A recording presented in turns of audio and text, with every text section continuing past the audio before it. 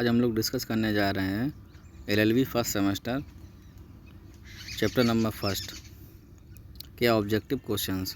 यहाँ पर question number first है, संविदा शब्द को भारतीय संविदा अधिनियम 1872 की किस धारा में परिभाषित किया गया है?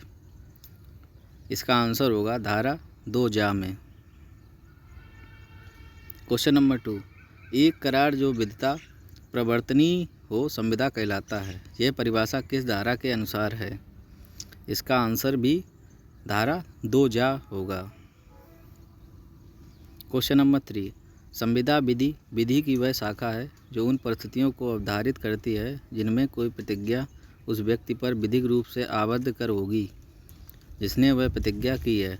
यह परिभाषा निम्नलिखित में किसकी है? इसका आंसर ऑप्शन नंबर ए एंसन की। क्वेश्चन नंबर 4, संविदा विधि का मुख्य उद्देश्य है। इसका आंसर होगा ऑप्शन नंबर सी, मनुष्य अपने द्वारा की गई प्रतिज्ञाओं को पूरा करे। क्वेश्चन नंबर 5, भारतीय संविदा अधिनियम 1872 का प्रवर्तन कहाँ है? इसका आंसर नंबर डी, संपूर्ण भारत में। क्वेश्चन नंबर 6, निम्नलिखित में कौन विसंगत है? इसका आंसर होगा ऑप्शन नंबर बी, भारतीय न्यास अधिनियम 1842। क्वेश्चन नंबर 7, निम्नलिखित में कौन सा कथन सत्य है? कूट द्वारा उत्तर दें। इसका आंसर होगा ऑप्शन नंबर सी, 1, 3 तथा 4 सत्य हैं। और क्वेश्चन नंबर 8, करार शब्द को भारतीय संविदा अधिनियम 1872 की किस धारा में परिभाषित किया गया है? इसका आंसर होगा धारा 2 क्वेश्चन नंबर 9, करार संविदा की कौन सी अवस्था होती है? इसका आंसर होगा ऑप्शन नंबर ए पहली। क्वेश्चन नंबर 10, कोई करार वैध डैश हो सकता है परंतु संविदा डैश होती है। इसका आंसर होगा ऑप्शन नंबर बी, शून्य तथा वैध। क्वेश्चन नंबर 11, भारतीय संविधान के किस अनुच्छेद के अनुसार जब कोई संविदा केंद्रीय या राज्य सरकार के साथ की जाती है तो कुछ औपचारिकताएं आवश्यक होती हैं? इसका आंसर होगा ऑप्शन नंबर सी, अनुच्छेद 299। अब आएंगे क्वेश्चन नंबर 12 पे। संविदा विधि ना तो पूर्ण रूपेण करार विधि है ना तो आभार विधि, बल्कि वह करार विधि है जो आभार उत्पन्न करती है। यह परिभाषा निम्नलिखित में से किसकी है? इसका आंसर होगा ऑप्शन नंबर बी, सामंड की। क्वेश्चन नंबर 13, आंग्ल विधि में निम्नलिखित में से कौन संविदा का प्रकार है? इसका आंसर होगा ऑप्शन नंबर डी, ए और बी दोनों, आंग्ल संविदा विधि तथा विशिष्ट संविदा विधि। निम्नलिखित में से कौन सी भारतीय संविदा विधि नहीं है?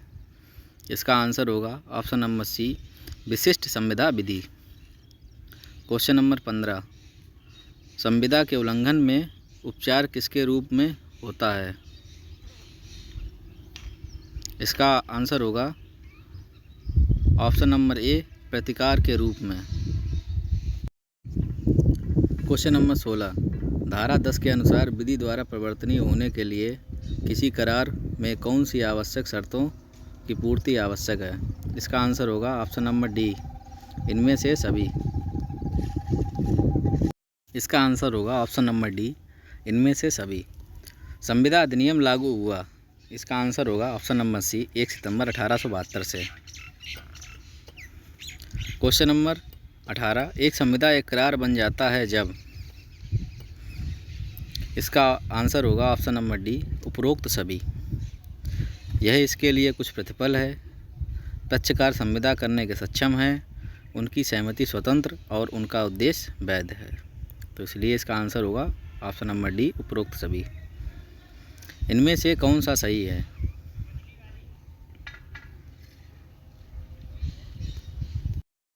इसका आंसर होगा उपरोक्त सभी। क्वेश्चन नंबर 20, यदि करार में कानूनी और अवैध भाग होते हैं और कानूनी भाग जो कानूनी भाग से अवैध भाग से अलग किया जाता है इसका आंसर होगा ऑप्शन नंबर डी, वैध।